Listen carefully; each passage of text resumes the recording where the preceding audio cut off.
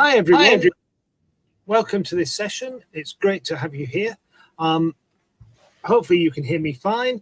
So good morning, good afternoon, good evening, or whatever time of the day you're catching this at in your location. We're going to be live in a second. We've got a great panel for you today, and we'll introduce them in a second. A little bit of housekeeping before we get there. Today is as much about engaging with you as our audience. So you have a comments bit. Please engage in the comments. Please put your comments in. Please join in the conversation. We want to get as much out of this as you do in that respect. So when we raise questions, join in. Tell us your opinions. I'm a baby boomer and I'm going to be here as a representative of that generation, but I am only a sample size of one, so I'm totally irrelevant in statistical terms. So going back through, I'm going to introduce the rest of the panel now. Remember that this is our fourth report, surveyed across 4,000 knowledge workers. And yep, it looks at 4 generations. So we've got 4 generations of people here. And let me introduce Dr. Nick Fine, who's here to represent Generation X. Hi, Nick. Welcome along. Hi, everybody. Thanks for having me. I'm a Generation X, born in 1970. And then next we've got Dr. Eliza Philby, who, as well as representing the millennials, did a lot of the research work in terms of turning all those wonderful responses into something meaningful for us to be able to discuss today. So welcome, Eliza. Welcome. Hi, great to be here. I'm Dr. Eliza Philby, and I was born in 1981, which makes me a millennial just. And our panel would not be complete without our representation of Generation Z, or as this is for a multinational audience, I'd better be culturally sensitive and go Generation Z or Generation Z. Hiya, Freya. Hi, thanks for having me. My name's Freya Wilcox, and I was born in 2001. And I should have said, I only just made it into the baby boomers. I'm right on the cusp. I was a 1963 baby. And so I'm just at the end of the baby boomers. Now, before we get started, we have four representatives here of 4 generations. And some of you may have seen a little post that I stuck out on LinkedIn just before we started today, where I just reflected on the fact that we are all a product of our ancestors and our culture and our experiences. And all 4 of us are going to share those today. So today, think of us as being a single point representative for each generation, but think about where you would fit and think about what you would bring and what your feelings are, and share those in the comments. So today is very much about sharing of experiences. We're not saying that we are representing the baby boomers, the Gen X, Gen Z, millennials in their entirety. We are just a sample of one in that space. So let's have a couple of icebreakers. Let's get everybody engaged. And I've got a couple of quick ones. We're just going to do these very quick. They are sort of 20-second responses. So the first question I'm going to ask, and I'm going to start with Nick on this one, after I've set the scene. I want you to think to a work position. Your team has just completed some major project, and the big boss has come down and said, right, you can all go out to celebrate tonight, book a meal in a nice restaurant. How would you connect and contact that restaurant to book a table for 20 people? Would you use phone, email, website, web app, Instagram, Twitter, or some other communication? Which would you prefer, and what would you avoid? And I'm just going to set a little thing here, which is don't go whatever the restaurant offers. I want to know what your preference is, not what the restaurant preference is in terms of you connecting. So Nick, would you like to go first? Sure. I think my internet is a little bit dodgy. I don't know if you can hear me okay. Okay, fine, brilliant. It's just my video that's a little bit shocking. I would definitely prefer to call the restaurant for a booking of 20. If you want me to go into those reasons briefly, is because they'd be able to tell me if they can handle a booking of that size. It seems a little bit exceptional. I would tend to avoid email because it's too asynchronous. Occasionally there are those booking sites which I occasionally use, but my default is definitely the telephone. Okay, I'll step in and say I would be the same. My choice would be phone in the first instance. The others would be way down the list. Eliza, what about you? So I only answer emails after my kids are in bed. So I have 2 kids under the age of 5, and that is when I do my admin. I don't actually consider email actually work. So properly deep productive work. So actually my preference would be to actually contact the restaurant when it was most likely done best over email, not phone, because it might not actually be picked up at that time of day. So we're talking about 9 p.m. at night. So actually email. I like to be in control of the information, convey it at a time when it's convenient. And if it takes, a short amount of time or a long amount of time to get a response, then so be it. But that's when I'm in the headspace and the mindset to do that kind of life admin, work admin. Freya, are you going to shock us all and tell us something completely different? I'd have to say website or email. I like receipts. I like to be able to see that I've booked it. You don't get a receipt with a phone call. And I've worked in restaurants before, and usually if they say, if they can't take tables of 20 or whatever, they will say it on the website. So website is where I go to for my information. And yeah, I definitely prefer website or email, not a phone call for me. Yeah, so remember, as the audience, you can join in and put your answer in the comments. If you want to tell us which generation you are with your comment, and if you want to just say phone, email, website, app, whatever your choice is, feel free to just drop that in, and we'll see it and we'll join in that conversation. So the next icebreaker is, as teenagers, there is a time when you start to buy your own music and stop just listening to what your parents put on you. What was your teenage experience of purchasing your first music? And the choices are vinyl, CD, digital download, or streaming on demand. And if we start with you, Eliza, this time. So I had a period in my life when I was sort of 15, 16, where I was heavily into Britpop and guitar music. And we used to go to the Virgin Megastore, and we thought it was super cool to buy the vinyl rather than the cassette. And my parents had a record player. So actually it was vinyl, which was probably not the atypical millennial experience. Freya, what about you? So I was right at the end of sort of the CD to downloadable file sort of era. I think the first music that I actually purchased myself was a downloaded file. My parents had CDs, but we stopped buying CDs when cars stopped having CD slots in them. My car doesn't have a CD slot. I've never had a car that's had a CD slot. So it was definitely downloadable files on my Nokia brick and very poor first phone. Yeah.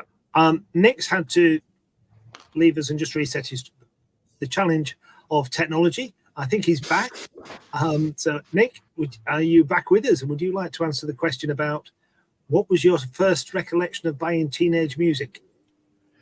Okay, my first recollection of buying teenage music. Sorry, it still looks like there's a problem, but hopefully you can hear me, so we'll just carry on. My first recollection of buying teenage music was leafing through the record stacks in like an R Price on the high street. R Price was a UK record seller, and you'd go in and there were these just huge cases where you'd flick through them, you'd pick one out, you'd look at the cover, decide, because you'd have no idea what it sounded like. So you'd had to make a big judgment call on, did it look cool? Do you think this was the sort of thing? And it had no bearing on the music within.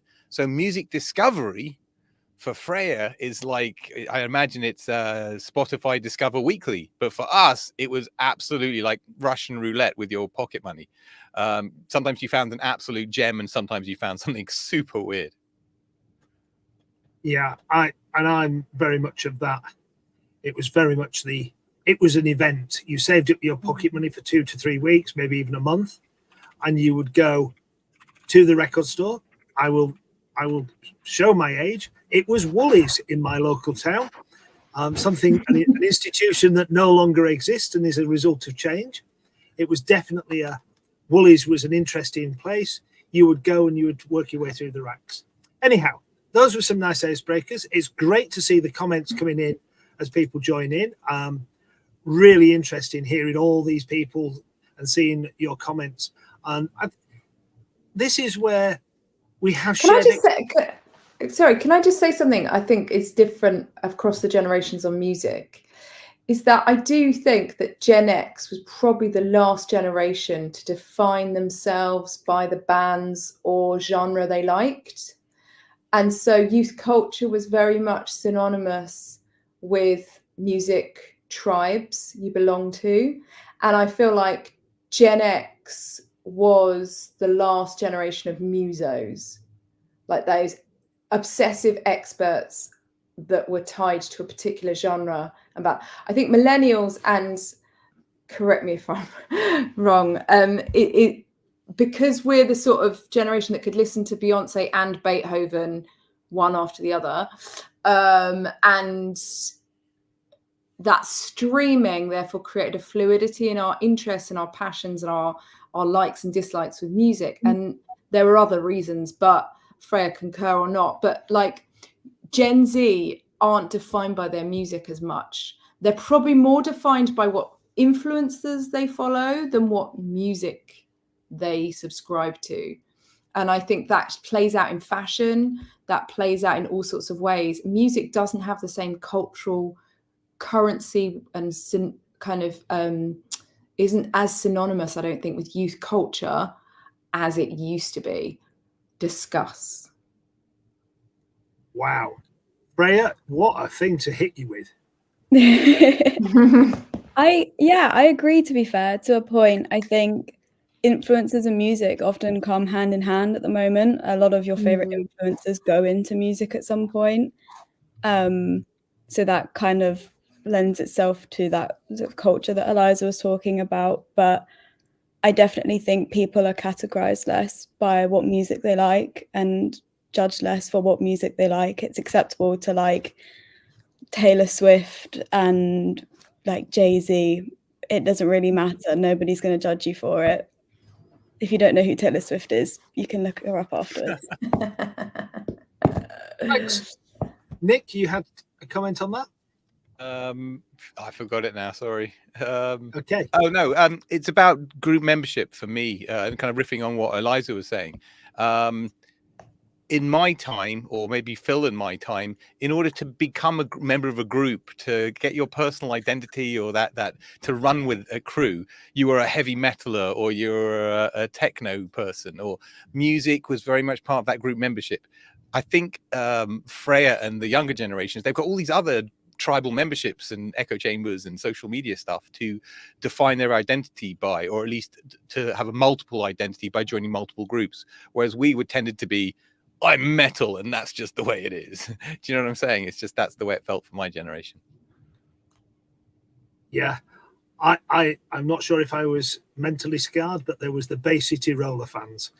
Again, one for folks to Google for those of a younger, sensitive generation. Okay, those were little icebreakers. It's great to see the contributions in the comments channel and everybody joining in with that. Feel free to carry on with that conversation. Let's get serious. And Eliza, I'm going to turn to you first here. Would you like to explain a little bit more about how the study was constructed, how you did the analysis, and off the back of that, how do we help companies bridge this multi-generational workforce that they now have? Well, I think the study was particularly interesting because it was so broad, it was international, and the numbers of people that were asked. And it looked very specifically at these points of generational tension and challenge within the workplace, particularly obviously over the use of tech and digital etiquette. And I think one of the most interesting things that come out of it is, number one, is the use of emojis in the workplace, and the way in which I think there's some really interesting data that was revealed that actually it's Gen Z that were most confused around the use of emojis in the workplace, not, one may have presumed, older workers. And the second thing was the 10% of baby boomers, or 10% of the over 50s, sorry, that are using ChatGPT as the main reference point and resource in their workplace. So I think there's something really interesting here, which is that, yes, there's a generational gap around technology, and quite often our affinity or our use and our ability to utilize technology is the age at which we're exposed to it. And we need to remember, like, you know, to my grandma, the iron or the kettle was technology, right? To me, it's obviously not. To me, on-demand TV is technology. To my son, it's normality. So I think we need to recognize that our affinity and our savviness around technology is quite often the age at which we're exposed to it. And that's really apparent in the workplace. And I think that what this survey really demonstrates is, yes, there's generational tensions, but also there are really interesting points where the generations can work together to, whether it be, you know, helping Gen Z on their telephone etiquette, for example, or face-to-face communication skills, or helping the over 50s with their generative AI skills. There are really important points of potential unity that can alleviate those generational tensions. Thank you. Nick, would you like to respond first? Technological gap differences. I just want to say that my daughter is shocked by my emoji use, and so I totally understand what Eliza was just saying. I don't use emojis the way that I'm meant to, and I think that's, again, a generational thing. It's not a language for us. We, you know what I mean, we use smileys anyway.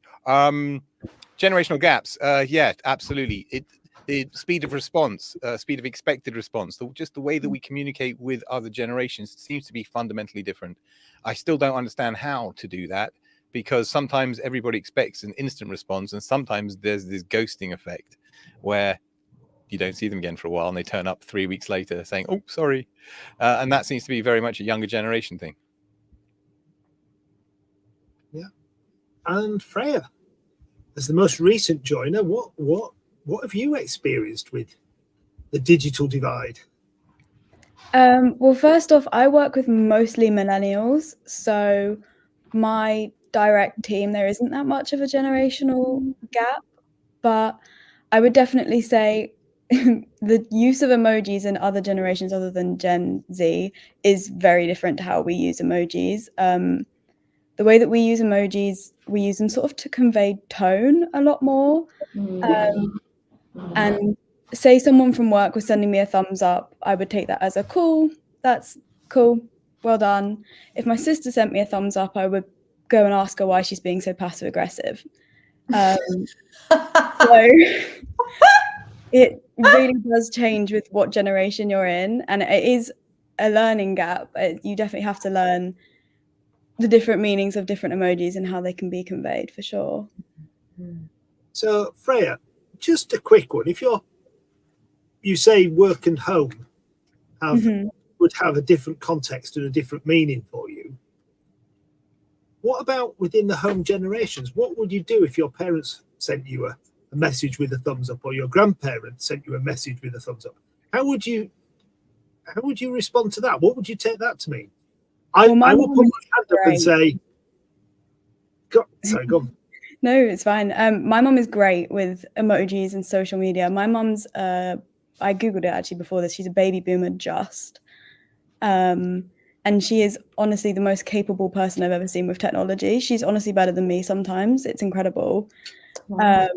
So she's great with emojis and tone and all of that. My dad just doesn't try. I don't expect it from him. It's not something that we reach.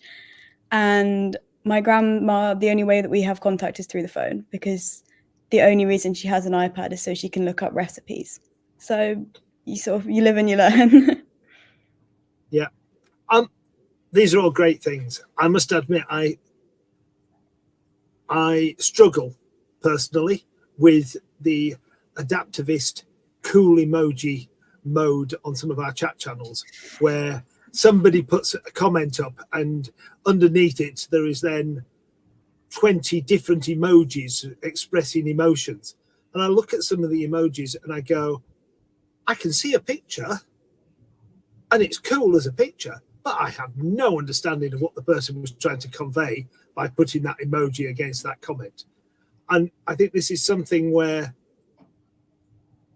different generations have different styles of communication, but I think you also get groups of people who build their own personal languages, and that stretches into the emoji space, so that we have the cult of the party parrot within parts of adaptivist that is very strong. And then outside of those groups, there are people who know about it, and then there are people who have no idea of it. And for the people on the call, how many of you have heard of the cult of the party parrot before I mentioned it?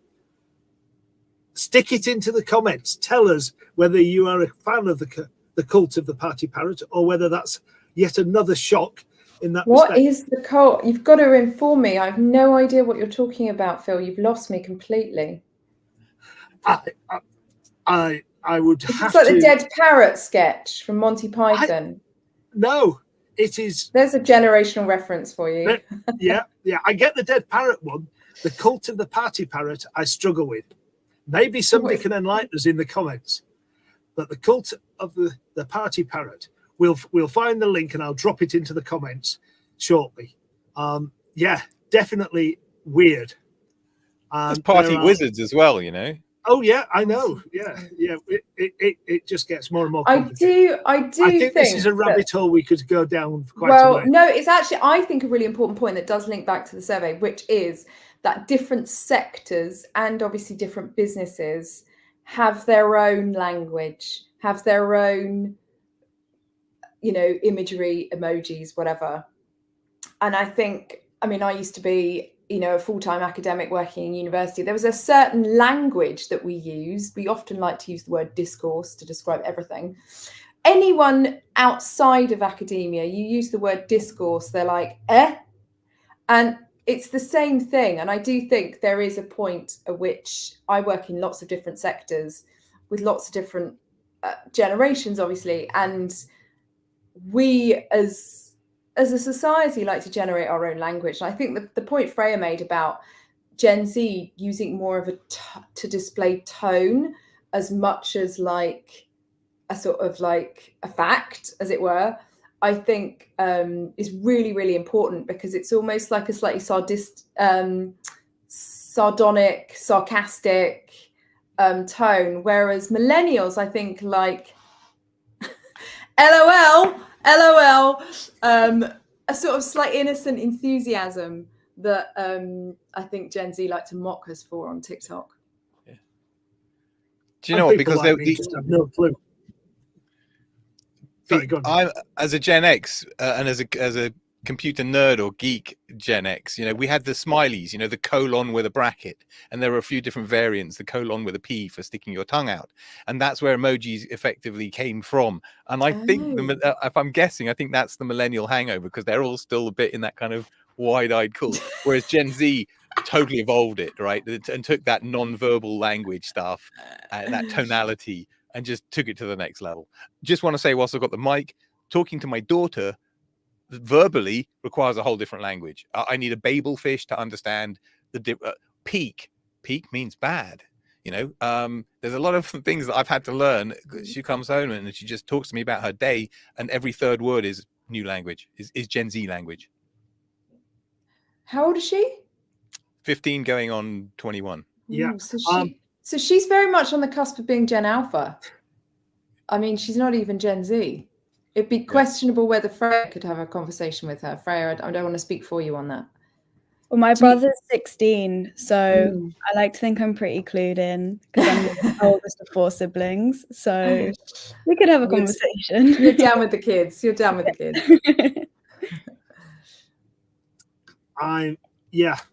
It took me long enough to grasp on the first mobile phone I got the concept of conversing in emojis, and what could you actually say with an emoji, and how you created it, and remembering the shortcut keys to get the different emojis to appear. That was mind-blowing, when all of a sudden it went from you having to select to you could type in some characters and it would magically replace your characters with an emoji. That was a complete shift in terms of communication. For me, and whilst we're just in this generational gap, when I joined the workforce, mobile phones did not exist. It was only after I'd been at work for probably 6, 7, 8 years that mobile phones actually became genuinely available. Yeah, there were trial sites and stuff, but they were a brick that you carried around with a cord and a handset. Quick thing. If you had to signal to somebody across a field to give you a call on the phone, what sign would you use? So you can see them, but you can't shout at them, and you want them to ring you. What sign would you use? Yeah, call me. Yeah. Interesting. How many people use that sign or that? And yet, how many of us turn around? I'd start how spinning. many people remember the digital dials on phones? How many people have a phone that has a headset and a mouthpiece, which is what you're representing with your hand? Yet those still continue to be used, and yet many people these days, they have the earpiece in, and they will just talk into the earpiece. It's weird how things carry on. Do you know the thing that I've noticed, the difference? Because over the age of 40, our eyesights tend to go. Older generations, I'm not going to name a specific generation, but let's say over the age of 45, they will hold it like this. Right? And it's almost like there's a sort of distance of reverence with one holder. Gen Z, they hold it like a baby. You noticed this? Am I the only one that's noticed this sort of like the way in which Gen Z kind of carry their phone, and the erratic thumb use is I suspect going to result in quite a serious arthritic issue when they're in their 70s. That before Gen Z were known as Gen Z, they were actually known as the Thumbelina generation because of their erratic use of their thumbs. Now we're all at it, of course, so it's not specific to Gen Z, but I think it's an interesting. There are so many things we could delve into here. I think we need to move the conversation on a little bit and bring it back to the workplace a little bit more. Obviously, in the audience, if you have a question you want us to talk about or some topic you want to throw into the mix, we'd love to get questions from the audience. If you're enjoying this general banter and discussions of different generations' experiences, keep giving us, now dare I say, keep giving us the thumbs up. I might get completely slapped down because that might be passive aggressive. Who knows? Tell us what you're thinking in the comments and keep us going. So I'm going to go to our next general topic, which is AI, artificial intelligence, and how is that impacting different generational divides? And this time, Nick, you've done a load of work with AI. So do you want to kick us off with this one? Yeah, absolutely. I think this is about misinformation and the generation of it. My observation, I don't know how Dr. Eliza feels about this and what the evidence will say, but I think the older generations have got more of a concern, generally speaking, for validity of information. I think the younger generations consume a lot more information and challenge it or question its validity less. And therefore, as a result, AI is producing stuff and doing it really easily, quickly, low effort. I think there's a lot of misinformation entering younger generations through the AI already because they're not filtering it as much as older generations would. They're much also heavier tool users by observation, and AI is one of the most ultimate tools coming to hand.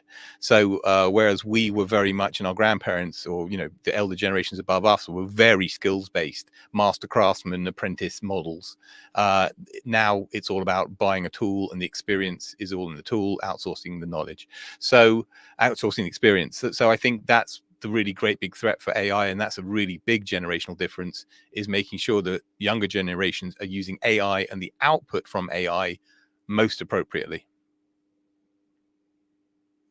Yeah, I'd echo a lot of that. I'd say things like, I think AI is very much at the early adoption stage, and I use it extensively, but I bring to it a cynicism.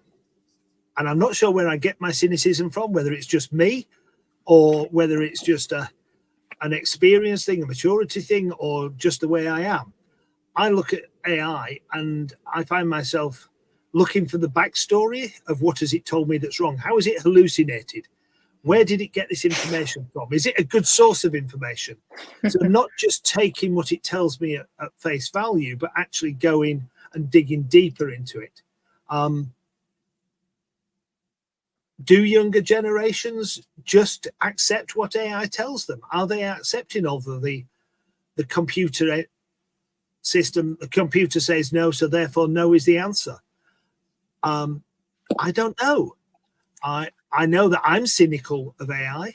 I know I question it, but I also know that there are a lot of people out there in the workplace who are scared of AI taking their job, rather than it elevating them to a higher skill of them being able to produce higher quality output, but by being critical of AI and understanding when it helps and when it doesn't. So that's my viewpoint. Eliza, rip me to shreds. No, I'm not, because I think you're right. I mean, healthy skepticism on anything at the moment is, I think, like a important part of being a good citizen and a good worker. I think it's particularly true. Generative AI requires critical evaluation skills, and invariably that comes from experience. I'm writing a book at the moment, and for fun and japes and distractions, I like to go into ChatGPT and ask it what I should be writing about on my topic. And I like what it spits out because it makes me feel better about what I've written. So I think, and that's because I've evolved an expertise in that particular area. And however, I find the use of ChatGPT really useful, and particularly as, I'm going to say, as a woman, because I think that I like to get ChatGPT to write the emails I don't like to write. I like to get ChatGPT to do all the stuff that saves me time and relieves me of my mental overload. And I know, as someone that hires neurodiverse people as well, it has really been a game changer for them. So I think that the healthy skepticism is right, but I also think it's let's really be clear, as this adoption enters a new level of maturity, that we human beings of all generations, by the way, do what we do best, and hopefully let AI take away all of the administrative burden that has slowed us down the last 10 years. I think emails and instant messaging is potentially one of the most debilitating aspects of the modern workplace, and maybe, just maybe, AI will free us up to do what humans do best, which is teaching, learning, managing, creating, innovating, inspiring, and moving the world forward. Yeah. I'm just going to put my cap on. So last week I was at Team 24. You can't read it. Okay. It says Lazier Intelligence change tone to professional. I'm not sure if that's an instruction for me as the wearer or the person observing it, but I would say that one of the greatest uses of AI for me has been the ability to take emails, documents, and just say, take this and make it more empathetic, make it more succinct, make it more whatever, make the term professional, all of that things. I think that has been a great benefit. I have a very colloquial style of writing, but being able to have the tool help me change the tone has been a great benefit. So let's finish off this question with Freya. Tell us why we're old fogies and that this is not the way to use this stunning new technology. No, I think you all have really good points. And I agree. I was very skeptical when starting to use AI. When I first started to learn about AI, it was because we were being told at university that we'd be kicked out if we were using it, or that if we found out to use AI, that our grades would be wiped and we'd have to resit. So I think that immediately created quite a skeptical generation of people who knew that we had this amazing tool, but knew that we couldn't use it at degree level. I actually didn't use AI until I started this job 6 months ago, bit longer than that now. And I was using it, I was writing very basic HTML, and I was using it to check my HTML, because sometimes if you look at something for too long, you just go blind to it. And I couldn't see, I think it was a bracket that I was missing. So I'd input my very basic code into ChatGPT, and it would spit back what was wrong for me, and that was great, and I found it so useful. But equally, I am very aware of that. Someone like people write AI is inherently has bias. And so I don't take everything that ChatGPT says as fact or truth, because I think you can't, because it's not. And sometimes you will ask for something from ChatGPT and it will spit utter nonsense because it's not perfect, and it won't be perfect, but it is a great tool. And I like to use it to change tone. Writing captions for social posts is great if I want to make something seem more professional or more wholesome. So I really like it. I think just being aware of its benefits and its flaws is very important. Oh, Nick has something to say. I just want to say, I like to write, and because the way that AI spits stuff out, and because I'm from an older generation of journalism and writing, and actually writing stuff with a pen, I like typing stuff out. I like to do that for LinkedIn posts and stuff. I think it's a lot more authentic and a lot more real. But for generating images, oh my word, it's the greatest thing on the planet. But for me as a user researcher, as of today, minimal value. But is that so, Nick? What you say about imagery, is that because you are more of a wordsmith than a visual person? Would a visual person say, actually, the writing's really useful, but the visual is it just actually what we're talking about here is the individual, and this is what's so exciting about it, is that it has the ability to fill the gaps. Fill the gaps of our where we are lacking. Essentially, I'm really bad at writing emails that essentially are me saying no, and ChatGPT can do those emails for me. So I was speaking to a guy who's CTO at an AI company, and one of the things he said was that what we're at a stage at is that, and I'd be interested in what the perspective is of the panel on this, is that generative AI has the potential to elevate mediocre, this was his word, not mine, employees into really good employees. It doesn't have the capacity yet to elevate really good employees into, exceptional, even more exceptional employees. So there's a sort of, no, you're nodding. I'm Nick, disagreeing. I'm totally disagreeing. Okay, interesting. Tell me why. Only because I think it's like any other tool. Used the wrong way, it can do as much harm as it can do good.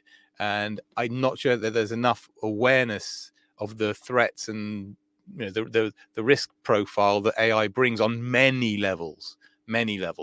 So and that's actually informed by the user research that I do sprint on sprint, week on week. Do you remember back in the day, Eliza, Phil will remember, sorry Freya, you won't, in the early days of the internet, people would get email viruses and they'd go around the office and knock down the LAN, and it was bad stuff. And we had to tell people, stop clicking on executables, right? It was just, don't do it. There wasn't a technical solution at the time.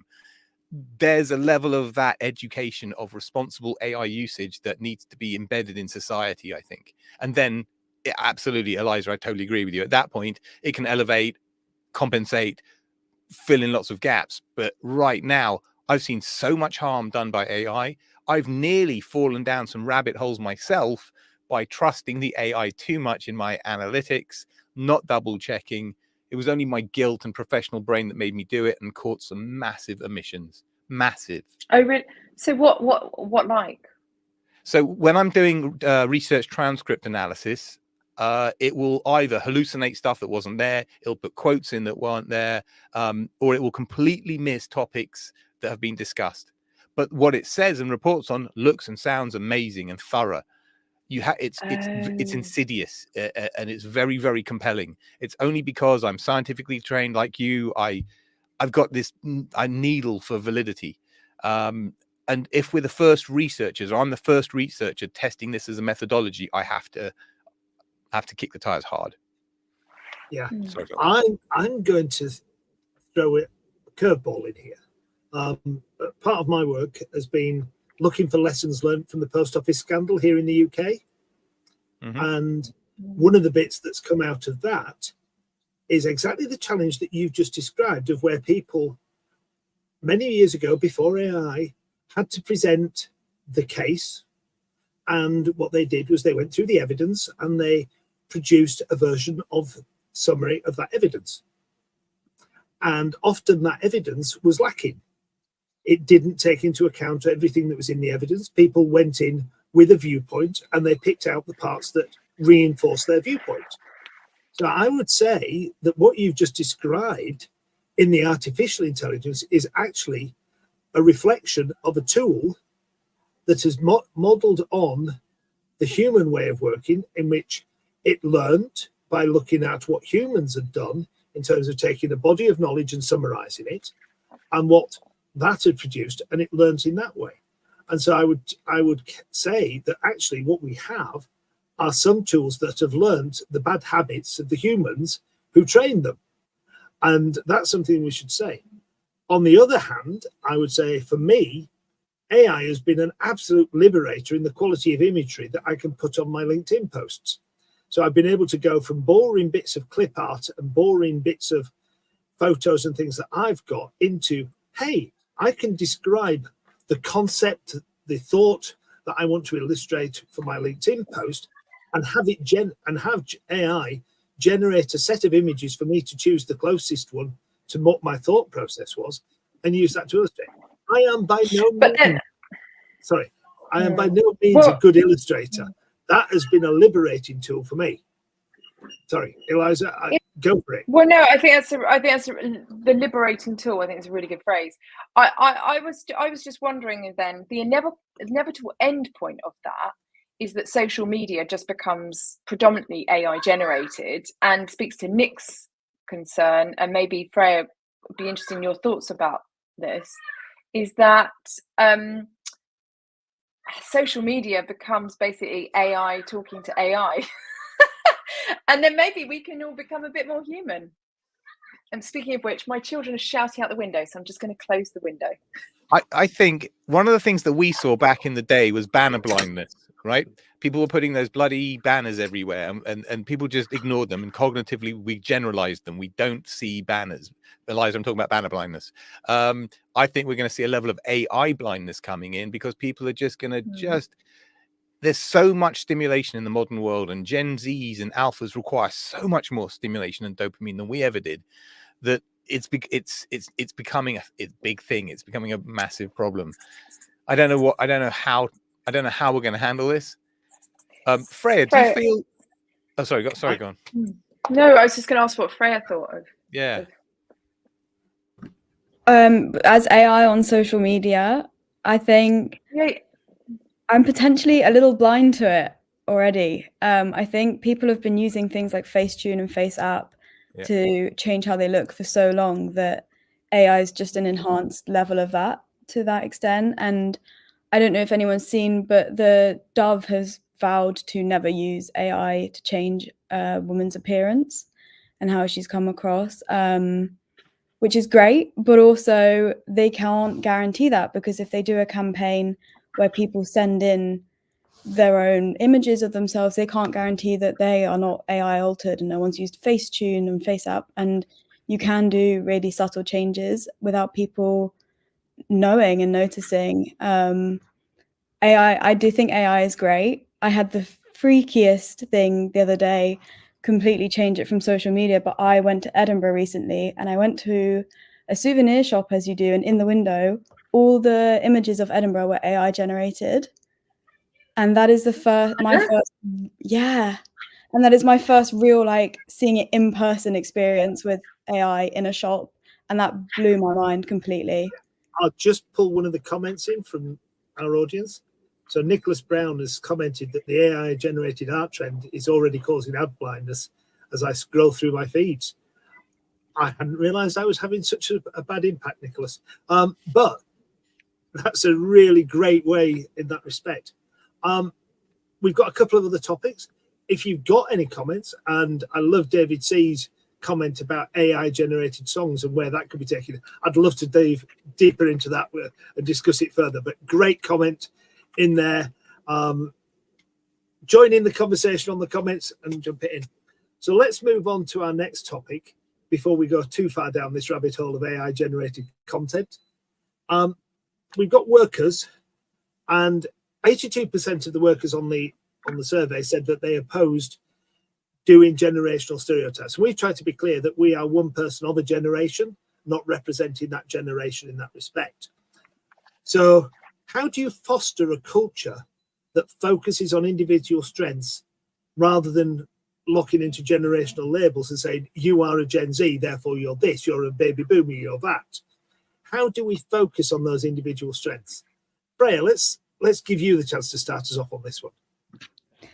I think that's a really good question. And I think it starts with giving everyone a level playing ground. I think offering training to everybody and not just assuming that one generation is going to need training on the use of AI. Like, I probably would have needed some training on the use of AI, and Phil maybe wouldn't. Like, it is just seeing people as individuals rather as generations. And yeah, making sure everyone can start from a level playing field and that their skills are about the person and not skills from their generation. So definitely more specific training. And yeah, that's about it really. So Eliza? So I just to echo what Freya said, really, because what we're trying to do, I think, genuinely, is create a world without labels and boxes. And I think that we have been, whether we're talking about racial diversity, gender diversity, sexuality, and obviously age in this particular context, we love a box. And the reason why we love boxing people is that generates nice data. And, you know, data drives most things these days. But my perspective is, and it's no surprise to me, by the way, that the data demonstrated how much people hate generational labels. Why? Because they're stereotypes that some people subscribe to, some people don't. They're lazy generalizations that quite often lead to hostility and bad decisions and bad culture. And my view, I'm a historian, I come at this issue with a very specific methodology, which is essentially I help businesses understand, on the one hand, how things have changed since they entered the workplace, and on the other, to open their minds to be more appreciative of people born in a different time. And that is trying to generate essentially one thing, is curiosity.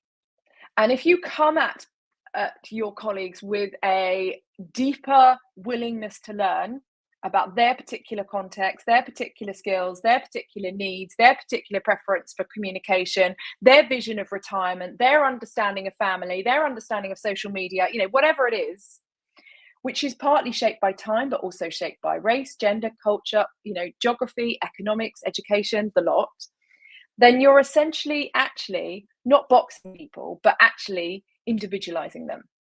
And I think as a society, and particularly within business, we tend to think and do things because that's how things have always been done. And we are and have been arguably for the last 10 years in a society that is very much driven by innovative change more than ever. And businesses have to adapt in order to survive. And they need two things to do that. They need the entrepreneurial spirit of youth, not synonymous with youth, but basically what you do when you're younger is you tend to question the status quo. But also you need the experience of life, more so, not always, in your older colleagues. And it's those two things, and therefore generational diversity, that is needed. And I think, like racial diversity and gender diversity and neurodiversity, is the success to most businesses. That is what's needed. If you are to be future focused, you need both. And how many businesses fixate on their young colleagues and do not look to their over 45s and think that's the future of our business? Well, I'm afraid in an aging society where we're needing to work more, that's just a reality. So you need to train and incorporate and include your older workers as much as your younger workers. And too often I do not see that. And particularly, I have to say, in tech. Right on, Dr. Philby. I'm going to vote for you. Right. So Freya talked about a level playing field, and sorry, Eliza is basically saying there isn't a level playing field because people of 45 and older, myself and Phil, if we were to go interview tomorrow, which we're not doing, but if we were to, we wouldn't get a look in. And those are the facts, and that's across the industry. And I've got my entire peer group of Gen X UXers report the same thing. So there is definitely an imbalance of these generations in the workplace. I also completely support what you say, Eliza, about experience versus entrepreneur or challenging the dominant paradigm. I think the way out of this, and I think what's most critical for businesses is to work out how to get that balance of youthful energy and challenge, but also to connect it to that experience. Because again, there's a distance between myself and someone like Freya in experience terms, as well as just years. There's so many cultural differences there. Organizations should be helping to like break down those barriers. One last thing, stereotypes also have benefits in this particular case. I don't think stereotype is definitely the right word. It's quite a stigmatized word, but characterizing an audience by key characteristics can be really useful. You know, it's not necessarily a negative thing. It means we can just work to known strengths or ways of working. Yeah, I personally would like to see the youth age thing solved. Youth have got lots of ideas, and we're starting to replace knowledge with not better solutions. And that's the problem. If it's evolving and replacing with better, then great, bring it on. But if we're just resetting knowledge, we have a fundamental problem. Yeah, I would actually take the other thing as well, which is technology. Technology is actually a barrier in this space. And I'm going to play it out here. I'm going to say I have a level of comfort with certain tools where it's tried and trusted, and I want to carry on using that particular tool because I've invested my emotional effort to become, I won't go expert, but at least professional in that particular tool. So therefore, for me to change tool and go to something else is actually highly disruptive to my actual capabilities and my speed of being able to be efficient and effective. And on the other hand, I see people of other generations, and I don't think this is necessarily a generational thing, but I think it can come across as a generational, where the latest and the greatest, the shiny new tool is always better than the old tool. And sometimes that is true, but there is an impact on the people who've been using that old tool for a while, that they've reached a level of proficiency in it where that proficiency will be lost by changing to another tool. But I think therefore you have an inbuilt barrier across generations, which is the people who've been using a tool for some time, maybe not the whole of their working career. Like I can't think of a single tool that I've spent my whole working career using that hasn't changed in that time. Whereas people who are new or have less years in that organization and use of that tool, they have less emotional investment in the change of that tool. So they're more willing to drop that tool and pick up another one. Discuss. Great example, Phil, is Adobe's Photoshop, Illustrator, Creative Cloud. That user interface, the UX, it hasn't changed in 20, 30 years fundamentally, because the nature of the users are old print designers who aren't going to change tools. There's a clear line between Figma and Creative Cloud in terms of generations. I don't know, Freya, do you have any experience of that? But in terms of my world, younger people love the insanely better UX of Figma, and older folk tend to like the complexity and the familiarity of the Creative Cloud. I see. I can't speak for Figma because I've never used Figma, but I adore Photoshop. I actually started off my degree in commercial photography, so photography and Photoshop was my life for a good couple of years. And so I adore Photoshop. And to be fair, I went to an arts university, so I know a lot of people in the creative fields, and everybody that I know of my generation still uses Adobe. Maybe that was because we were taught by people of older generations who love Adobe, but I think that love has been passed down, and I don't think you could get me to switch from Photoshop and Premiere Pro ever. Yeah. Can I ask Freya a question? Because one of the things that came out in the report was about younger people having a sort of were admiring of older people's soft skills, particularly their face-to-face, their telephone etiquette, their use, their eye contact, their reading of body language. Do you feel that your generation is deficient in that? Is that a stereotype again?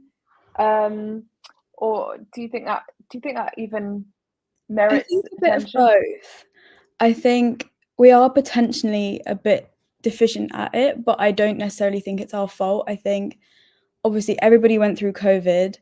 And as Gen Z, COVID was some of our most formative years. For me, I turned 18 to 21 in a lockdown or something like that, probably a year or so off. But I do think we missed out a lot of our most crucial development years with our sort of a lack of face-to-face communication. So therefore, it may not be one of our strongest suits. And I do definitely admire other generations' skills at speaking on the phone and almost on Zoom as well to some extent. But then again, I don't think it applies to every Gen Z. So it's a bit of both. It's a bit of fact and stereotype, I think. Ooh, Nick. Just want to jump in quickly. My son is 11 years old and is pretty much an alpha. I think that's a great point you make about the effect of the pandemic on cognitive and social development. The Gen Zs were completely affected, but I think the alphas, there was a more fundamental stage of their socialization development where they were kept at home and all played Fortnite for years. That's going to, in years to come, I think is going to present itself as a much bigger problem. Really, and is there a pro to that as well as a con? I mean, well, being good maybe at they're Fortnite, even that set you more up for digitally life? native, Right. I think you see an element of sort of code switching at that point when you see, so say my brother, he's 16, he was young when COVID happened. And like you said, Fortnite games, and we have him in his friends mode and his family mode, and they are two different modes. And he doesn't speak to us like he speaks to his friends, and we don't speak to him like he speaks to his friends. So I think people are definitely getting better at code switching because they had to during the pandemic. Well, we've only got a couple of minutes left, and we've got a couple of questions from the audience that I want to quickly. So let's just touch on those. Going back to the tool stuff, I totally get the print one. My grandfather was an old style printer, hot lead and everything. When I was about 13, I used to go as his grandson and work on the old printing presses. I understand the terms leading, kerning, and understanding slicing bits of lead off to get characters to fit on a line and all of that and what that actually meant. I understand that, but digitally we don't. So the question that we got from the audience was, at what point is a sunken cost bias versus being an expert with a tool making an impact? So I'm going to start with Eliza on this one. I have no idea what that even means. Okay. Does anyone? So sunken cost is I've spent too much on this and I will, okay. and therefore, yeah. Versus I've become an expert in this. So one is an emotional financial cost, whereas the other is I've reached a level of proficiency. I think if I've got your question wrong, please put it in the chat in that respect. If you want to join the conversation, we'd love to carry on this conversation. Join the comments afterwards. Make sure you download the Digital Generation. We're going to finish off shortly. We'll go a couple of minutes over the hour. Thank you for attending if you need to run for another meeting. So we'll go back to sunken cost or expertise. Discuss. Eliza. Nick, help me out here. I mean, it's a bit how I feel like the Dyson hairdryer. That was a sunken cost. The most expensive hairdryer in the world. And I'm not an expert at using it. I mean, I think the comment made about Adobe was really interesting because I think Freya's put it into really important context, which is she was taught by people probably 20 years older than her. And this is the real problem of over-educating rather than under-skilling a workforce. We have a system where we put as many people through the education system for as long as possible, and we charge them a lot of money for it. And that sort of flies in the face of actually that apprenticeship notion, where we have that apprenticeship model where we put people into work at a much earlier phase. And I think actually we are at a really important precipice where, by and large, universities aren't necessarily the place for innovative learning, and certainly innovation on a teaching level. Research level, I'd say differently. And I think we need to really question this idea of, is university the best way and place to skill the next generation workforce? Slightly off topic, but I think it's actually at the heart of the question, which is, how is training and how is innovation in training and tools developed in businesses? And have we made the mistake of thinking that when people graduate, we've got a ready-made worker, when actually increasingly we haven't, and certainly in digital skills we have not. I'm going to have to drop off. I would love to carry that conversation on in that respect. Bye, guys. Thank you, Eliza, for your time. Thanks, Eliza. Appreciate that we've used the hour up, and we've lost Eliza the expert because she's got other commitments. We hope that you've enjoyed this. We would have loved to have carried on talking for much longer, as you saw.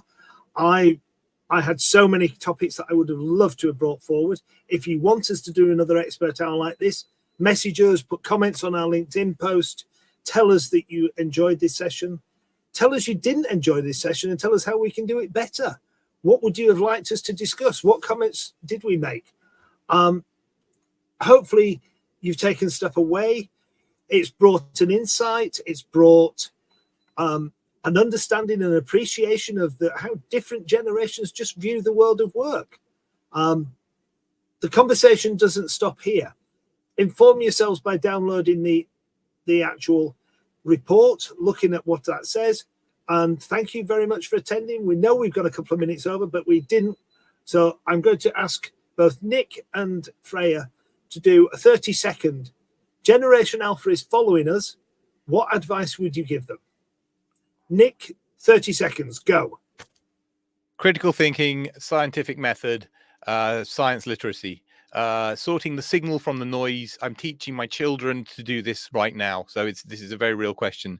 To think for themselves, to question that ulterior motive of all the corporate messaging and all the media and the social media, to understand that they are under a social media spotlight, but it shouldn't define who they are, and to basically separate themselves, because it's very unhealthy living on social media.